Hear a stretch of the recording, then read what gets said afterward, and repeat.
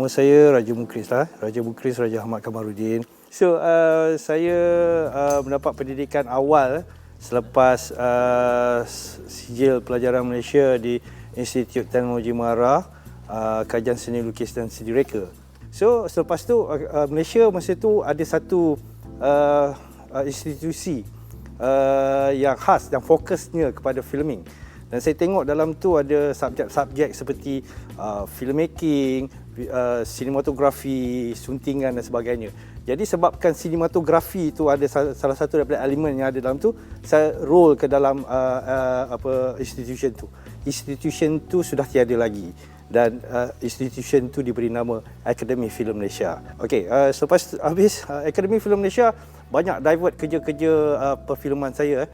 Saya habis masa tu 1999 di Akademi Filem Malaysia ni, satu institution daripada apa yang dihasilkan, yang diterjemahkan oleh Finas, pemangkin untuk filem industri masa tu. Kami tak terdedah kepada teori semata-mata, kami terdedah dengan pemikiran. Daripada kabel sekecil alam macam ni sampailah besar, sampailah kita kenal pasal kamera, kita kenal pasal tripod, kita kenal pasal track, semua bendanya. Bagi saya yang menjurus terhadap sinematografi lah. Jadi dia banyak mengubah future career saya. Saya kenal dengan ramai pemikir-pemikir filem seperti Datuk Yusof Haslam, Suami Baba, dan juga ramai pengarah-pengarah iklan, dan kita bekerja sampailah satu hari bakat saya dikesan oleh Badaruddin Haji Azmi. Pada tahun dekat-dekat nak habis tu, kita ada orang kata projek final year. Jadi semua student dikendaki buat projek dia lah. Okey. Saya satu batch dengan Osman Ali, Sofi Jikan, Farid, arwah Pit yang anak Fauzan Nawi kami semua satu batch kat situ. Devon, banyak dari situ lah. Jadi waktu itulah saya menang first time best cinematography. Waktu tu itu hasil yang pertama saya dapat award. Award start daripada itulah first time saya di Akademi Filem. Ada saya pernah ada Red Ribbon punya awards on Buka Api, Osman Ali. Lepas tu saya ada Indie Festival for Cinematography Independent, tapi itu directing dah. Kalau sinematografinya 3 atau 4 daripada festival filem, Profima dalam 7, 8 macam tu. Macam cukup putih. Tak cukup gua bagi. Aku tak ada masalah, tapi jangan buat sampai aku jadi bodoh.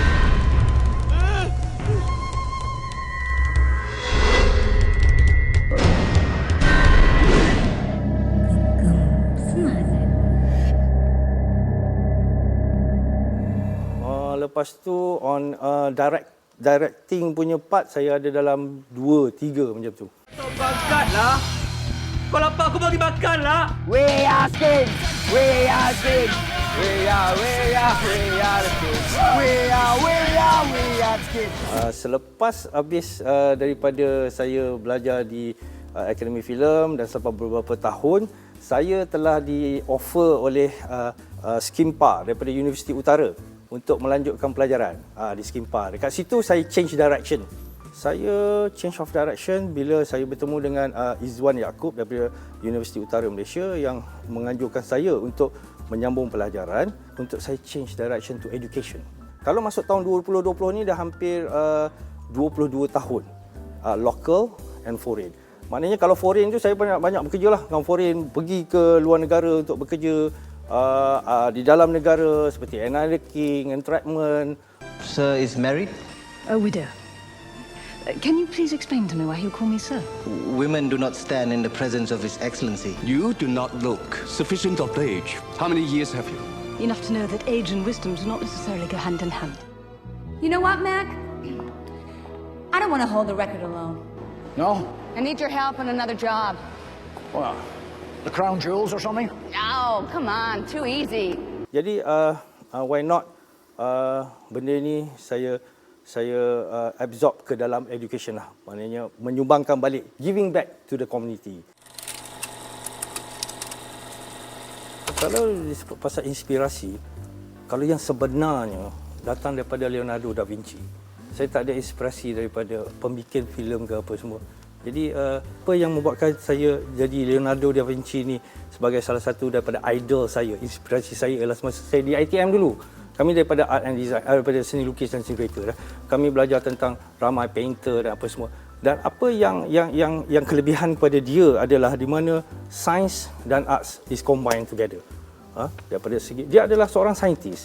Dia adalah kita kenal mungkin dengan Mona Lisa dia, tapi sebenarnya banyak benda-benda yang bersifat sains dan arts dikombinkan. Tapi kalau daripada segi filmmaking, kalau lokal je lah, lokal saya rasa inspirasi saya Badarudin Haji Azmi lah. Because saya hidup dengan dia, saya faham. Maknanya bukanlah tentang maksudnya inspirasi itu diambil sebagai dia berjaya saja ke apa tak, tapi daripada segi dia sebagai seorang filmmaker tu dia banyak mendidik saya daripada segi disiplin kerja, melihat kerja tu, cara melihat kerja tu, bagaimana kita mengekspresikan visual dan sebagainya. Jadi selebihnya bukan dia yang ni, kita sendiri yang akan ada hala tuju atau kiblatnya. Pada saya, vision without execution adalah halusinasi. Jadi dia harus visi ni harus sekali jalan dengan execution kita. Dia kalau tak ada vision tu dengan executionnya tak selari, maka saya rasa tak perlu ada visi pun. Dia cuma dengan kata-kata je, macam tu lah saya rasa. Jadi kalau nak dikatakan falsafah saya bukan datang daripada orang sastra pun sebenarnya, tapi saya, apa yang saya nak adalah satu je lah, terus hidup. Falsafah saya kalau saya sampai ke hari ini ialah terus hidup. Jadi terus hidup itu akan bersangkutan dengan apa yang saya kerja. Saya perlu kerja untuk terus hidup. Saya perlu melakukan filem yang bagus atau filem yang boleh boleh ditonton ramai untuk terus hidup. Saya boleh buat, saya kena ada positive minded ataupun state of mind yang bagus untuk terus hidup. Jadi itulah falsafah saya sampai hari ini, saya untuk terus hidup. Sejak daripada dulu lagi, saya sangat memilih circle saya. Circle untuk saya berdamping, circle untuk saya berada bersama. Saya adalah seorang yang tidak mesra alam untuk, maksudnya lepas saya shoot, saya akan hang around atau mingle around dengan with these people in the industry. Saya datang daripada indie, independent punya movement. Industri ini semacam ada satu kelompok yang memisahkan antara art house dan this mainstream punya, which is saya tak begitu bersetuju. Saya tak begitu okey dengan keadaan tu. Sebab apa? Sebab falsafah tadi untuk terus hidup. Maknanya kami masa itu banyak buat short film, okey, berasaskan konsep independen ni lah. Maknanya self-producing, mempunyai hak ke atas karya, itu seharusnya kita ada decision untuk bercakap pasal inilah cuttingnya, inilah suntingan, inilah naskahnya, inilah cara kita mengarahnya. Okey, itu penting untuk suatu karya yang bersifat independen. Okey, independen boleh sahaja jadi low budget. Okey, itu takrifan yang normal. Tapi independent boleh saja jadi bajet yang besar, because the independent producing. Contoh yang paling dekat adalah Scope Production, independent producing. Dia orang mempunyai satu tiang ataupun mall Scope Production. Jadi begitulah kami masa tu. Okey, cabaran dia waktu tu besar. Sebab apa? Kami masa tu kalau nak buat syuting bukan dengan video, dengan negatif. Negatif tu mahal lah. Satu roll saja dekat 400 lebih ringgit, 16mm. Maknanya satu roll is around 10 minutes. Jadinya waktu kami kat situ, cabarannya lah mintalah dengan Erma Fatima, kalau ada filem lebih, kalau dia shoot tu, mintalah dengan Uwe, banyaklah benda-benda macam tu yang kita minta. Dan masa tu kita tak ada suntingan, dia memang orang kata negatif punya suntingan. Dekat Finas tu lah kita buat. Jadi sekarang dah lain. Sekarang ni lebih kepada very teknologi. Kalau dulu kita dah sunting, kita hantar balik ke lab untuk buat positif dia. Sekarang ni what you get is what you see is what you get lah, maknanya boleh dapat dalam sekelip mata. Jadi saya rasa kalau nak dibandingkan dulu dengan sekarang, jauh beza daripada segi apa nama ni, proses pembikinan, proses kita membikin sesuatu karya yang bersifat independen, ya. Masa dulu total duit, kita spend duit, kita share, kalau among us kita share, siapa yang jadi DOP ke apa benda, ada dia punya skop masing-masing.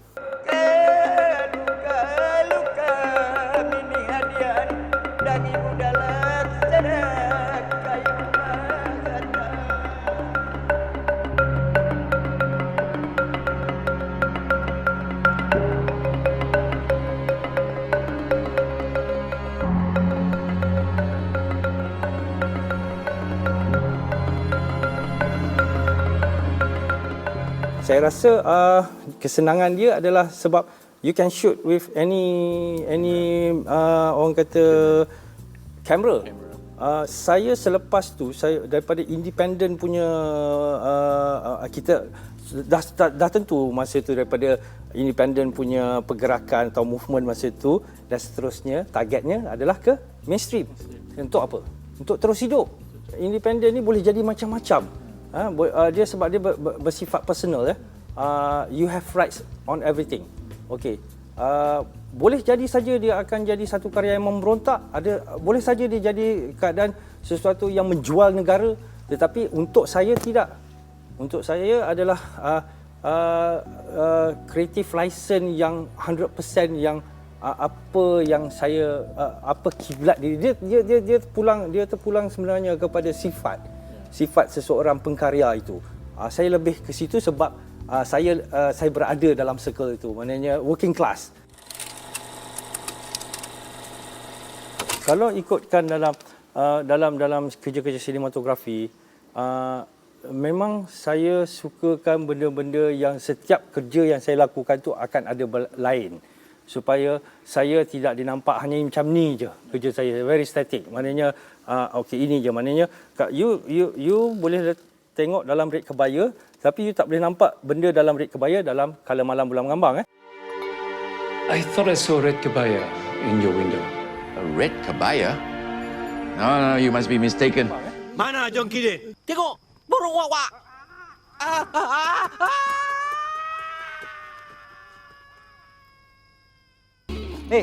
Kamu tak dengar cerita lagi ke? Amy, aku kat sini. Music please!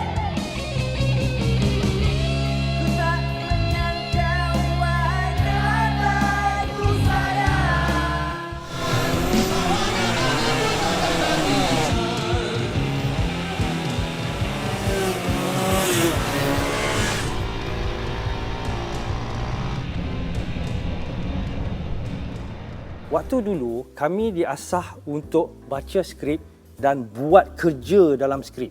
Okey, setiap scene tu dia ada graf kita akan ada punca, contohnya punca lighting kita, konsep lighting kita, low key, high contrast, low contrast, and everything in that script. Then we work there. Dia telah kerja-kerja pengarahan tu telah dilakukan, pengarahan fotografi tu telah dilakukan di dalam naskah lagi. Jadi memang tujuan dia adalah untuk tidak nampak sama. Tidak nampak sama, kecuali ada beberapa kerja action yang mungkin akan jadi sama disebabkan skripnya macam itulah. Itu sebab waktu dan ketika ini, bila sesuatu company yang mula untuk bagi saya untuk mengarah, untuk jadi pengarah fotografi, the first thing for me now sekarang adalah naskahnya. Jika naskah ini pernah saya buat dulu, saya ada banyak kerja-kerja action motor, action kereta. Saya ada banyak kerja-kerja yang low, orang kata yang mellow dan everything. Okey, kalau benda tu ada kebersamaan dan saya tidak boleh pergi lagi dah, dan saya yakin tidak ada dah, baiklah bagi pada orang muda yang baru nak up. Maksudnya diorang lebih bagus dapat that job untuk kerja-kerja orang kata showreel dia. Jadi saya tak nak buat filem Kala Malam yang satu lagi. Saya nak buat noir betul tetapi fiction. mungkin neo-noir. Dia jadi macam tu. Jadi untuk tahap umur saya yang macam ni dan segalanya, pemilihan tu sangat penting. Jadi saya memang orang kata dah start, bukan start, dah lama dah start memilih untuk bekerja dalam sinematografi yang mempunyai konsep-konsep yang tertentu. Contohnya yang saya akan buat coming soon adalah Nyonya Ronggeng. Nyonya Ronggeng saya sebagai pengarah dan saya sebagai pengarah fotografinya. Kenapa saya tak bagi pengarah fotografi kepada orang lain? Bukan kerana saya tamak, tetapi ini saya tak pernah buat lagi. Jadi saya perlu buat. Saya perlu buat untuk saya punya own ni. Jadi bila saya ada kuasa ni, kita cakap pasal power. Okey. Kalau dalam sektor pembikinan below the line, directing, editing, as a director of photography apa semua ni, bila you mengarah sebagai cinematographer, dia jadi pengarah, dia tak risau dah sebagai pengarah fotografi. Kerja dia lebih mudah. Sebab apa? Lakon layar di tangan dia. Okey, bila lakon layar di tangan dia dapat mengarahkan fotografi, tapi operator lain lah. Tapi dia dapat mengarahkan fotografi atau visualnya dengan lebih senang, tanpa lagi ada sekatan-sekatan yang macam tak boleh buat dah saya benda-benda tu. Jadi saya tak nak ada sekatan tu, saya tak nak pening. Saya perlu dia direct to the apa yang kita nak. Vision dan mission tu di tangan saya sendiri. Kalau tengok daripada segi landscape sinema saya, kebanyakannya sangat cram. Dia sangat cram. Contohnya dalam Ophelia sendiri. Mana-mana kedai mak 70-80 ribu dalam tangan tu. Kita habis-habisan tadi. Orang berada aku tau, dunia akhirat.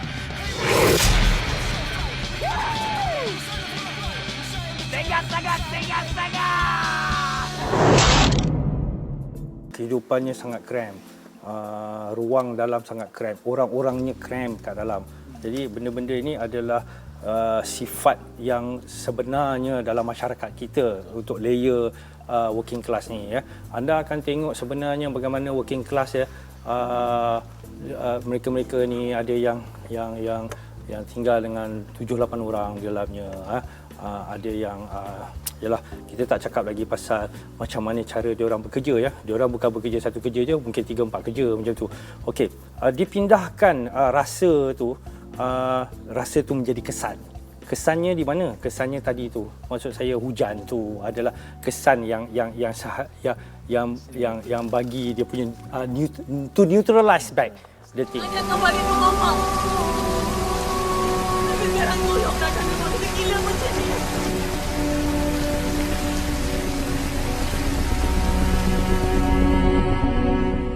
Aku hampir tak percaya aku sedang menikmati sisa-sisa terakhir hidup aku. Hidup yang aku tak sangka kesudahannya macam ni. Aku akan rindukan kehidupan. Itu sudah pasti.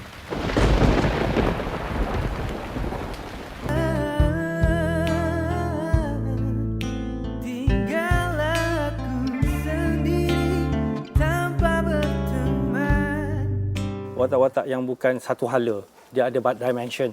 Daripada segi karakteristik dia, daripada segi analisis karakter dia, daripada segi apa yang akan dilakukan, apa yang akan menjadi kesan kepada mereka semua. Jadi kalau tengok dalam filem saya semuanya pasal kematian. Sinema filem itu maksud saya kematian, tidak satu pun yang dibenarkan hidup. Untuk filem-filem saya, kalau anda tengoklah semua untuk filem tidak ada 7 semua habis. Tidak. Maut menjemput kamu terkutuk. Ophelia sama.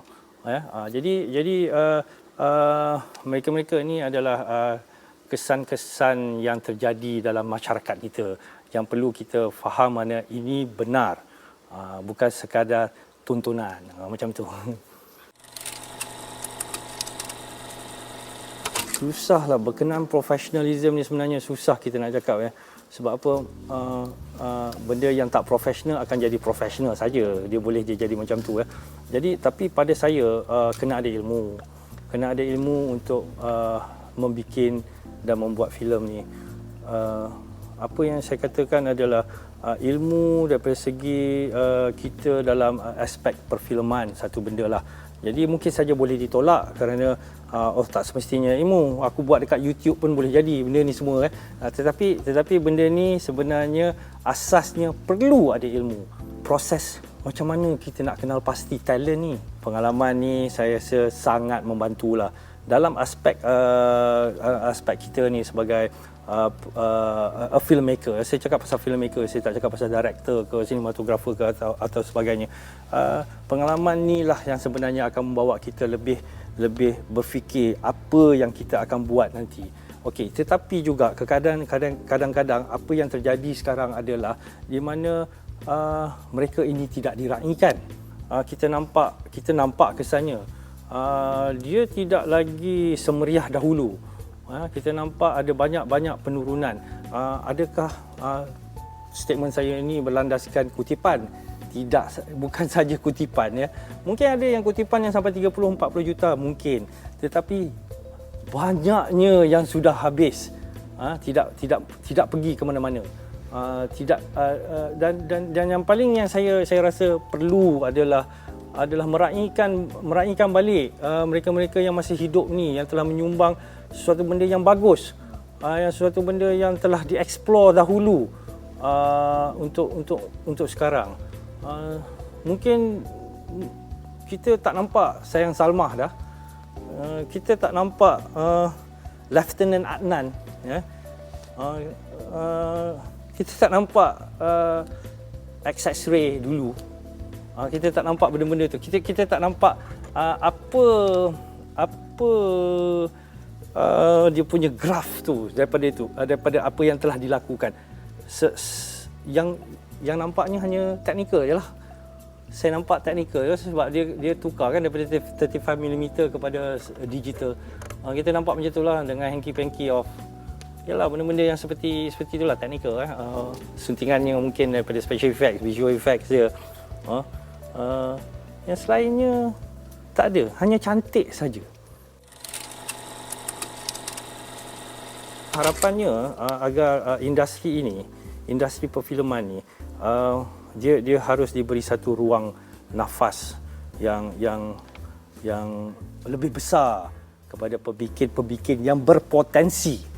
Bukan berpotensi disebabkan social media, bukan berpotensi daripada sebab circle-circle yang mengangkat mereka-mereka ini, tak.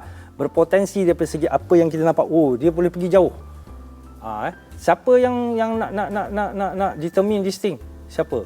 Apakah kita sudah ada satu landasan untuk meletakkan mereka ni? Maknanya kalau kita buat bola, adakah ada kesebelasan orang ni betul midfieldnya, betul strikernya, betul penjaga golnya, macam tu. Begitu juga dengan filem. You cannot produce selambak macam ni. Kalau you produce selambak, okay, you ambil semua ni, jadikan dia. Siapa you nak pilih ni?